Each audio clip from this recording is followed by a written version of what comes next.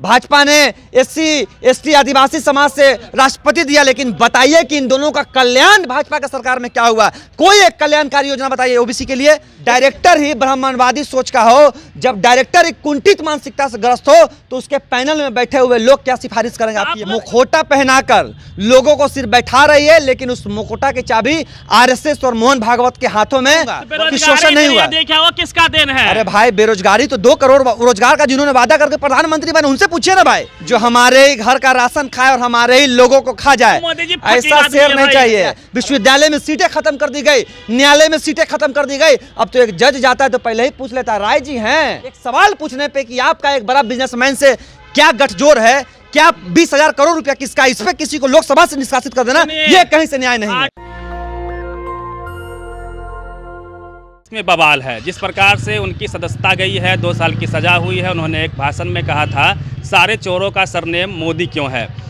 गुजरात के session court ने उन्हें 2 साल की सजा मुकर्रर की है और रिप्रेजेंटेशन ऑफ पीपुल एक्ट के तहत उनकी सदस्यता भी चली गई है। कहा यह भी जा रहा है कि 2013 में जिस अध्यादेश के तहत इस एक्ट को हटाने की बात मनमोहन सिंह कर रहे थे, उस बिल को उन्होंने ही फाड़ा था।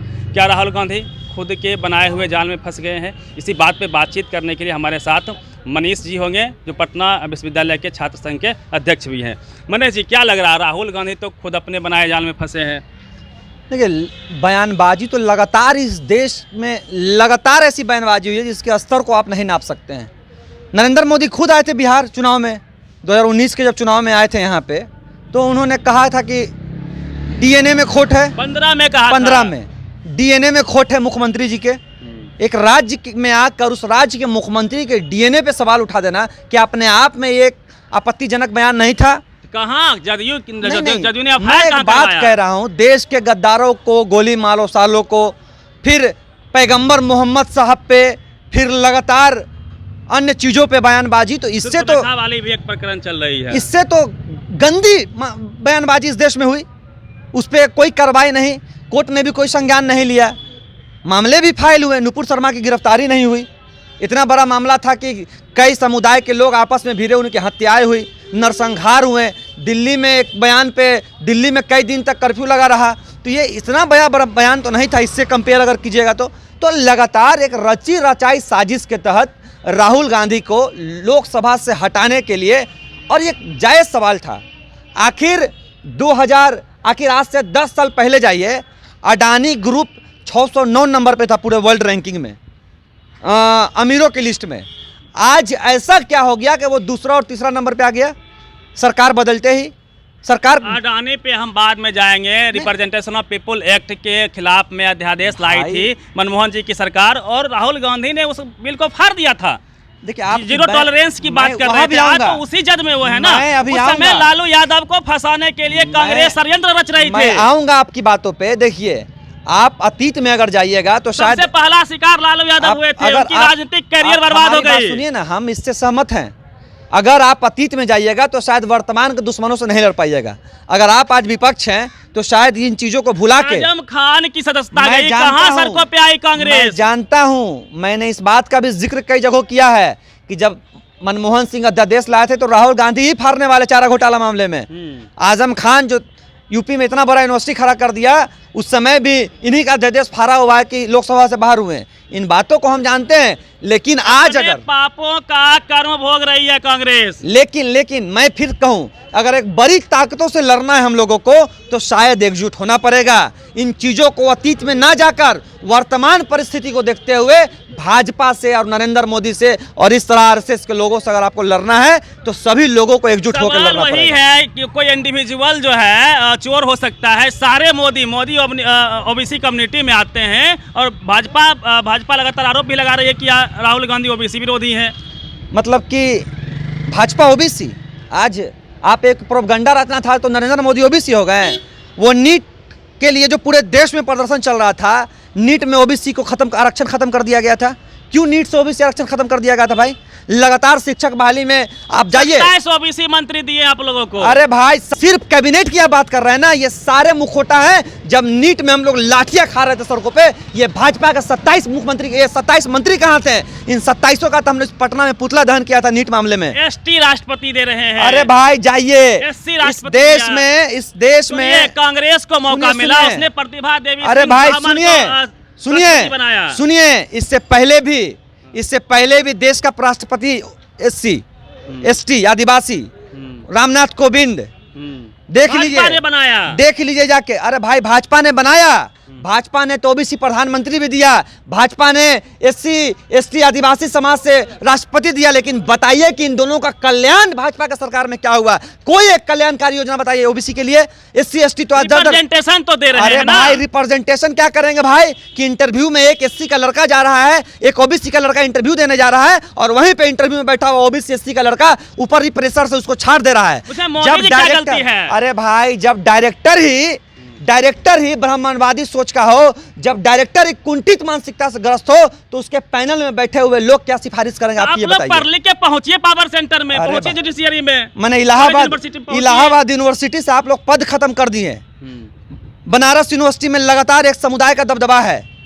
पटना यूनिवर्सिटी में लगातार शिक्षक बहाली रोक दी गई। 13 पॉइंट रोस्टर भी भाजपा ही हटाई है। अरे भाई सुनिए, हम बता देते हैं, ये लगातार मुखौटा पहनाकर लोगों को सिर्फ बैठा रही है, लेकिन उस मुखौटा की चाबी आरएसएस और मोहन भागवत के हाथों में। वरना बताइए कि आज कितना लोग कोर्ट में, न्यायालय में जज है। राजीव गांधी का भाषण है, 418 सीट 10 सीट जीत के आए थे। 4 घंटा का भाषण है ओबीसी के विरोध में, मंडल कमीशन का विरोध कर रहे थे वो। देखिए हमें आज की ताकतों से लड़ना है। राजीव गांधी, इंदिरा गांधी जी ने भी कहीं ना कहीं तानाशाही की थी।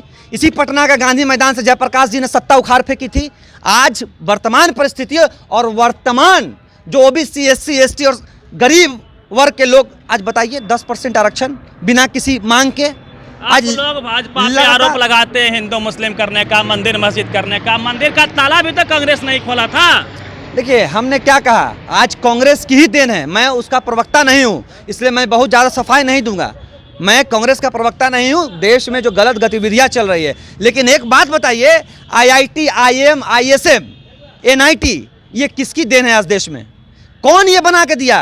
भाजपा ने कितने आईआईटी कॉलेज बनाए, कितना आईएसएम बनाया? आज भी 30% लोग के पास भूमि नहीं है, गरीब गुरबा है, उनकी पहली पीढ़ी भी स्कूल नहीं गई है। कौन दोषी है? दोषी वर्तमान सरकार से है ना। वर्तमान सरकार 70 साल से क्यों नहीं स्कूल पहुंचा? वर्तमान सरकार देखिए, आप बात करते हैं। मैं फिर से एक बात बताता हूं, जब हमारी देश आजाद हुआ, जब हम आजाद हुए, हम सोने की चिड़िया कहा जाते थे, जिसको बहुत खोखला अंदर से अंग्रेजों ने कर दिया था। चीजें सुधरते सुधरते, एक तो बात मानते हैं, सुई से लेकर कंप्यूटर तक कांग्रेस की देन है। 70 साल उन्होंने राज किया। तो मैं ये नहीं कहूंगा कि शोषण नहीं हुआ। देखा वो किसका देन है? अरे भाई बेरोजगारी तो 2 करोड़ रोजगार का जिन्होंने वादा करके प्रधानमंत्री बने, उनसे पूछिए ना भाई। जो 15 लाख रुपया अकाउंट में देंगे वादा क्या, उनसे पूछिए ना भाई। 14 के बाद बेरोजगारी आई है। बिल्कुल, बेरोजगारी दर देश में आज कहीं ना कहीं 14 के बाद सबसे अधिक आई है। कांग्रेस के गलत नीतियों के वजह से लोग अभी भी जमीन से दूर हैं, शिक्षा से दूर हैं, रोजगार से दूर हैं। आपको सुधार करने का मौका तो दिए थे, आपको तो हमने मौका दिया, 8 साल दिया। कांग्रेस ने इतना गड्ढा खोद रखा है, मोदी जी उसको प्लेन कर रहे हैं, फिर महल बनेगा ना। क्या प्लेन कर रहे हैं भाई आपने? 50 तक देखिए। अरे भाई सुनिए सुनिए सुनिए सुनिए, आपने कहा कि हवाई चप्पल पहनने वाला हवाई जहाज में बैठेगा। 500 का गैस कर दिए 1400, 100 रुपया का तेल जो खाना बना खाता था 300। और चाइना थर थर कांपता है, पूरे विश्व में मोदी जी का डंका बज रहा है। शेर पालिएगा, इतना सहना पड़ेगा ना। सुनिए सुनिए, वैसा शेर नहीं चाहिए जो हमारे ही घर का राशन खाए और हमारे ही लोगों को खा जाए, ऐसा शेर नहीं चाहिए।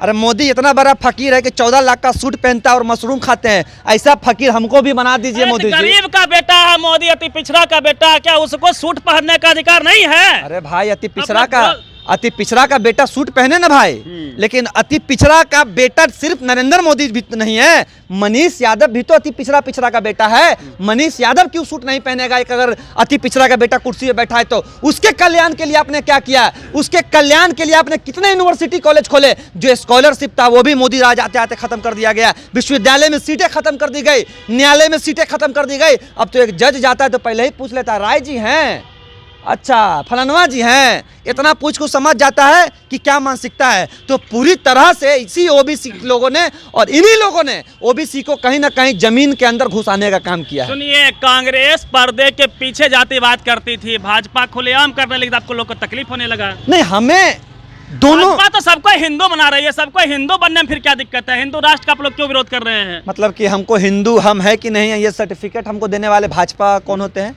कौन होते हैं? हिंदू कहिएगा तब ना जातवाद खत्म होगा। कौन होते हैं हिंदू? और हिंदू ही क्यों बने हम भाई? कौन हिंदू? देश हिंदू राष्ट्र बनेगा, मजबूत होगा, मंदिर बनेंगे, रोजगार खुलेगा। देश की देखिए, देश की आजादी में सिर्फ हिंदुओं की ही भूमिका थी। रोजगार नहीं मिलता है। देश के पहले शिक्षा मंत्री कौन थे? देश के पहले शिक्षा मंत्री कौन थे? अबुल कलाम। कौन जात थे? कौन जात थे अबुल कलाम आजाद? ये बताइए।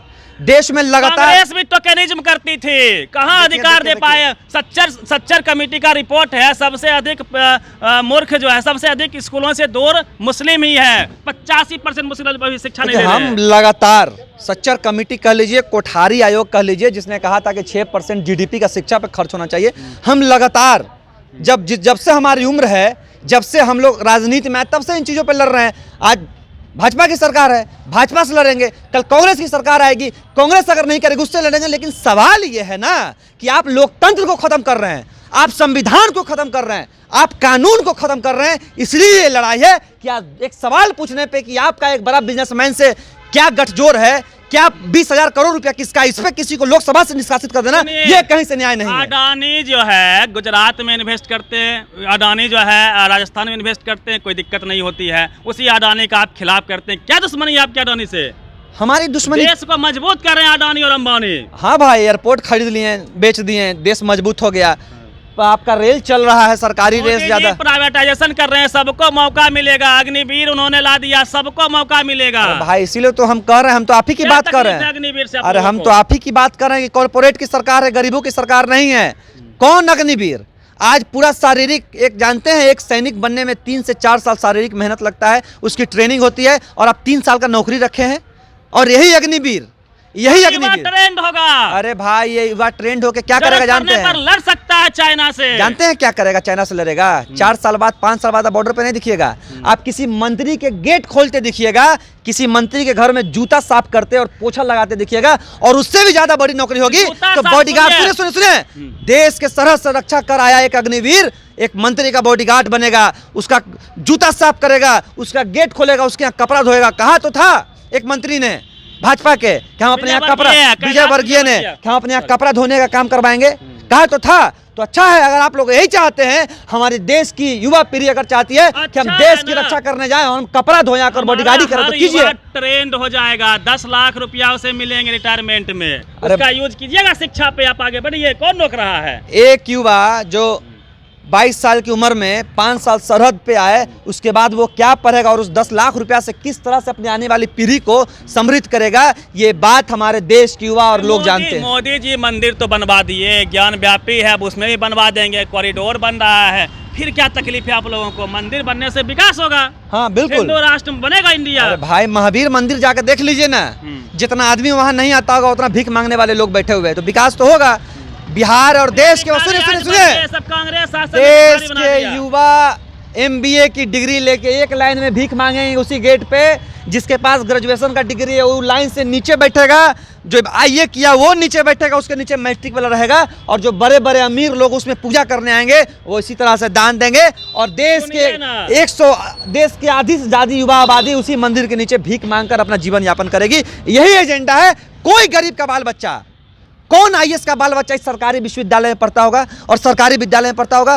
किस अंबानी अडानी ने अपना विश्वविद्यालय क्यों खड़ा किया और क्यों खड़ा कर दिया? पढ़ाते लिखाते नहीं है, कहा जाएगा बताइए? अरे भाई क्यों नहीं पढ़ाते? सरकारी कर्मचारी काम नहीं करता, इसलिए मोदी जी प्राइवेटाइजेशन कर रहे हैं ताकि काम अच्छे से कर सके। अरे भाई तो उस प्राइवेटाइजेशन में रिक्शा, ठेला, किसान मजदूर का बाल बच्चा कैसे एंट्री लेगा? आप दे दीजिए, उसमें 80% एंट्री गरीब किसान मजदूर के बाल बच्चों के रहे, और आप खड़ा कीजिए प्राइवेट यूनिवर्सिटी। कौन मना कर रहा है? इस प्राइवेट यूनिवर्सिटी में अमीर का बच्चा पढ़ेगा जो आगे चलकर IAS IPS बनेगा, लेकिन एक मेधावी गरीब बच्चा उसी सरकारी स्कूल में दम तोड़ देता है जहां उसके लिए कोई उचित वैकल्पिक व्यवस्था नहीं है। आखिरी सवाल लेंगे, आपकी बहुजनों की सरकार है बिहार में, क्लेम करती है खुद को 99% SC ST OBC माइनॉरिटी के बच्चे सरकारी स्कूल में पढ़ते हैं, सरकारी विश्वविद्यालय में पढ़ते हैं, सबका हालात खस्ता है। जब इन लोगों को मौका मिलता है, ये लोग कैमरा की बात नहीं करते हैं, इंग्लिश मीडियम की बात नहीं करते हैं दिल्ली के तर्ज पे। कैसे गरीब गुरबा का भविष्य बदलेगा? देखिए, आप लोग सिर्फ वोट लेते हैं, जब काम करने की बात होती है तो आप भाग लेते हैं।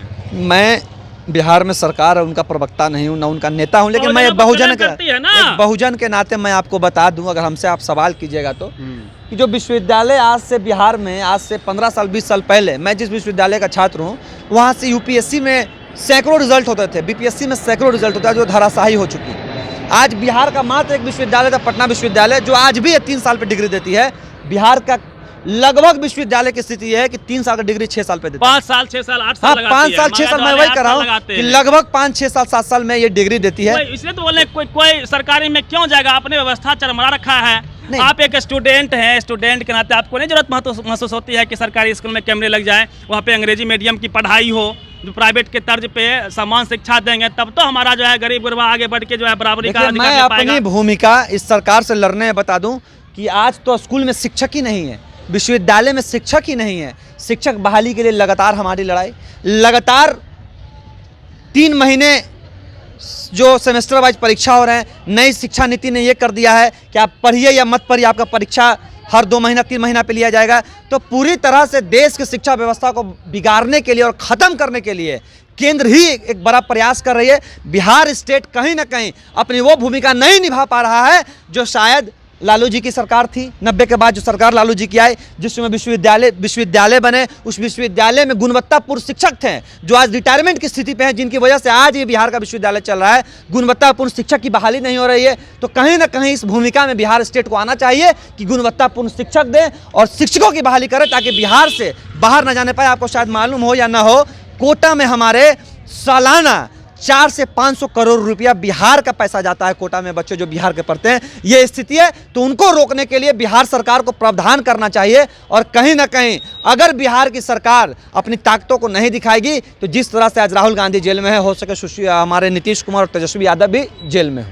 चलिए, तो लगातार जिस प्रकार से अंबेडकर साहब ने कहा था, शिक्षा वह शेरनी का दूध है जो पिएगा तो हारेगा, इसलिए जो सरकारें बहुजनों का क्लेम करती है उनसे आग्रह होगा कि आप सरकारी स्कूल में कैमरे लगवाइए, इंग्लिश मीडियम की बराबर की पढ़ाई समान माध्यम में करवाइए, ताकि SC ST OBC माइनॉरिटी के 99% बच्चे आपके सरकारी स्कूल में पढ़ के बराबरी का हक अधिकार ले सकें। पूरी बातचीत कैसी लगी, अपनी प्रतिक्रिया आप जरूर दीजिएगा। रवि मेहता, नेशनल दस्तक, पटना। नेशनल दस्तक की आपसे गुजारिश है कि अगर इसको बचाना चाहते हैं तो नेशनल दस्तक को सब्सक्राइब करने के लिए रेड कलर के सब्सक्राइब बटन को दबाएं, फिर बेल आइकन की घंटी दबाएं। नेशनल दस्तक को बचाने के लिए बहुत जरूरी है कि हर खबर को शेयर करें, लाइक करें, कमेंट जरूर करें।